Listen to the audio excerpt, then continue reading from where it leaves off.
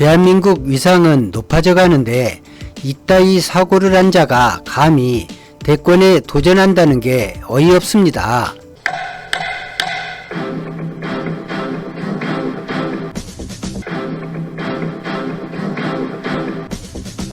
갑자기 줄리는 뭘 할까 궁금해집니다.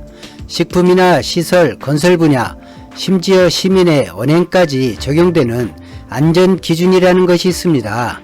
사실 법이라는 것 자체가 국민이 겪을 불행을 최소화하자고 만들어 놓은 것입니다. 이 안전기준은 무엇을 근거로 할까요? 국민의 복리증진과 사회질서를 규정이나 법률로 정해 최대한 많은 국민이 위험에서 벗어나도록 헌법과 자연법이라 부르는 관습법으로 제약을 하고 있습니다. 사회 구성원이 지키기에 현실적으로 어렵거나 불가능한 조건으로 규정을 만들지 않습니다. 윤석열 전 검찰총장이 빈부를 거론하며 가난한 자는 불량식품을 먹을 권리가 있다는 개소리라 하기에도 뭐한 엿같은 소리를 했는데 윤석열 전 검찰총장의 말이 무엇일까요?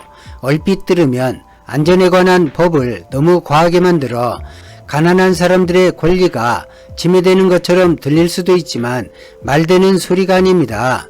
가난한 국민은 돈이 없는데 식품을 제조, 가공, 판매하는 기업이나 업소가 높은 안전규정을 지키기 위해 생산이나 판매 단가를 높여 제품을 만들게 되면 가난한 사람들은 높은 가격으로 인해 그 식품을 아예 먹지도 못한다는 것입니다. 말이 되는 듯 하지만 전혀 말이 되는 주장이 될 수 없습니다. 개소리라 불리기에도 미달하는 참으로 엿같은 소리입니다. 가난하거나 부유하거나 국민입니다.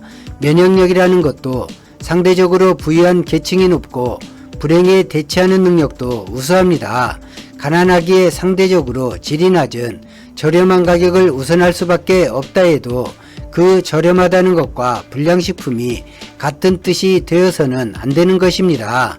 검찰권 남용에 한 예로 들었다고 변명했지만 인터뷰 내용을 보면 그것이 아니라는 것을 알 수 있습니다.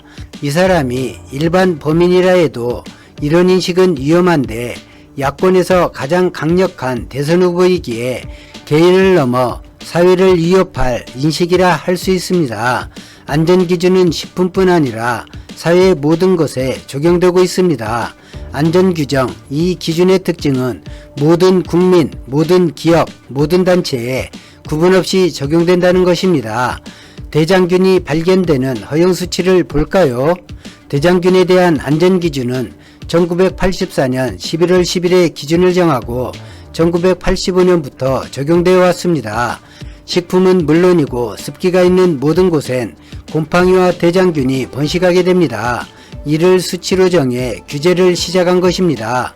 쿠데타로 정권을 잡은 국민을 개돼지 이하로 보던 전두환이 대통령을 해먹던 시절인데 그런데도 이 식품안전 규제를 정할 때 재산이 많고 적음을 고려해 별도의 규정을 두지 않았습니다. 지위가 높고 낮음을 고려해 별도의 규정을 두지 않았습니다. 공무원이나 군인에게 적용되는 기준을 따로 정해 별도의 규정을 두지 않았습니다. 제조하는 기업의 크기별로 별도의 규정을 두지 않았습니다. 조리나 판매하는 업소의 규모별로 기준이 만들어지지 않았습니다. 전두환이라는 인간 백정이 집권할 때도 안전 규정을 정할 때 빈부 기천을 기준으로 두지 않았습니다. 줄리는 윤석열의 이 발언을 어떻게 바라볼까요? 매일 국민이 심심해할까봐 이런저런 어처구니 없는 말을 쏟아내며 기대하면 언제나 그 기대를 부숴주며 바닥을 보여주고 있는 윤석열 전 검찰총장이 줄리도 놀랄만한 안전에 대해 말했습니다. 사실 줄리는 놀라지 않았겠죠. 그 정도로 놀랄 만큼 평범과 거리가 먼 삶을 살았을 테니까요. 윤석열 씨가 대선 출마를 선언하기 전에는 대변인 정치를 했습니다. 본인은 될 수 있으면 노출도 발언도 상같습니다. 이런 모습에 많은 비판이 일자 대선 출마 후 직접 말을 하기 시작했는데 얼마 되지 않은 기간에 제법 많은 그릇된 사고가 드러났습니다. 윤석열이란 사람의 삶의 환경을 볼까요? 9번을 도전하며 어렵게 검사가 되었습니다. 평생을 검사로 재직한 것이 경력의 전부라 할 수 있습니다. 사람은 환경의 동물입니다. 환경을 극복하는 놀라운 인물들도 있지만 대부분 그 환경에 녹아들고 가장 적합한 형태로 적응을 하게 됩니다. 칼잡이, 윤석열 전 검찰총장을 그렇게 부릅니다. 일반 검사에게 모두 칼잡이라 부르지 않습니다. 평생을 누구를 만나고 어떤 말을 했을까요?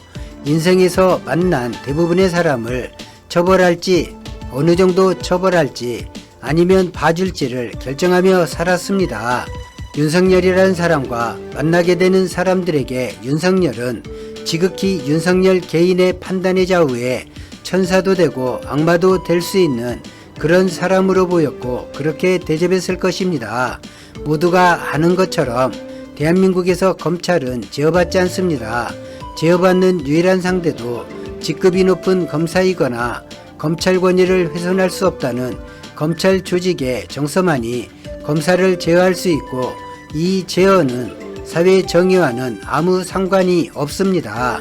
조국 전 장관 부인을 한밤중에 전격 기소하기에 앞서 부장검사 한 분이 검찰 내부 게시판에 이런 글을 썼습니다.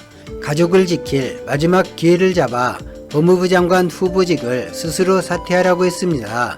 이 말은 몹시 무서운 말입니다. 법에 따라 범죄가 있으면 인권을 보호하며 수사하고 증거를 찾아 법정에 세워 처벌하면 되고 없으면 처벌하지 않으면 됩니다. 부장판사의 글을 보면 법을 위반한 죄의 유무가 아니라 법을 적용하고 안하고의 권한을 상기시키며 조국 전 장관을 협박하는 내용이라는 걸 알 수 있습니다. 불행하게도 그 부장판사가 경고한 것처럼 조국 전 장관의 가족은 입에 담기 어려울 만큼의 고초를 겪어야만 했습니다. 대한민국 검찰의 힘만으로도 부족했는지 언론과 야당과의 삼각공조가 참으로 잔인하고 추접스럽게 피어났습니다. 제가 미국과 주한미군 이야기를 할 때 저를 비판하는 분들이 가장 많이 하는 이야기가 은혜를 모르면 짐승이라는 이야기입니다. 6.25 전쟁에 참여해 많은 희생을 한 미국을 그리 대하면 안 된다는 것이죠. 민족과 국토를 반으로 가르고 민족 전쟁의 원인을 만든 미국에 은혜 운운하는 사람이 저는 이해가 가지 않습니다.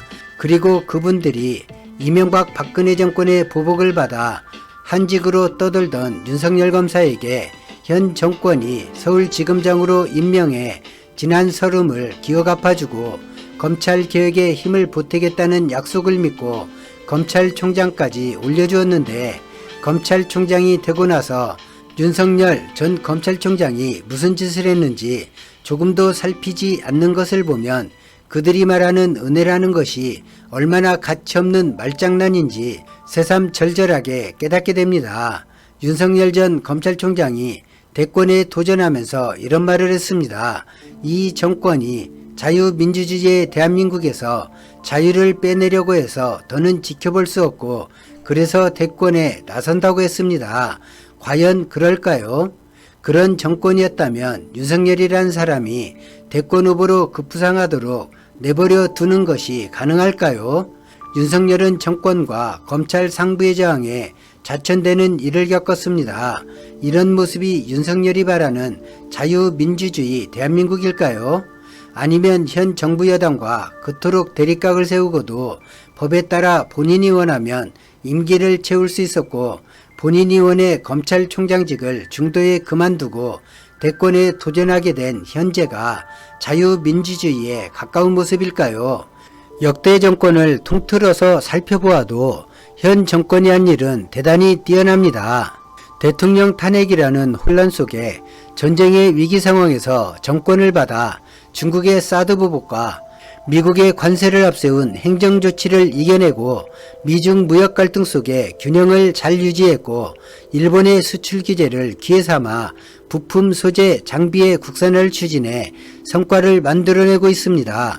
그리고 코로나 사태가 찾아왔고 지금은 델타 변이라는 무지막지한 놈과 사투를 벌이고 있지만 경제와 무역, 사회안정과 남북관계는 물론 특히 보수가 입에 달고 사는 한미관계까지 흔들리지 않았고 오히려 안정시켰을 뿐만 아니라 대한민국의 위상이 헌정사상 가장 높은 단계에 오르게 만들었습니다. 아직은 반환받기 전이지만 전작권이라는 주권을 회수하려 하고 있고 미사일 지침을 완전히 해소하는 업적도 만들었습니다. 윤석열 전 검찰총장의 미래가 어찌 될지 그 누구도 알 수 없지만 현실 정치에 들어섰고 말 한마디 행동 하나가 국민과 사회에 영향을 주고 있는 만큼 국민을 위해 좀 더 폭넓은 시각을 배우고 본인을 중심으로 한 주변을 살펴보고 지금 하려는 말이 개소리인지 새소리인지 살펴보고 지져도 지졌으면 좋겠습니다. 오늘 영상은 여기까지입니다. 고맙습니다.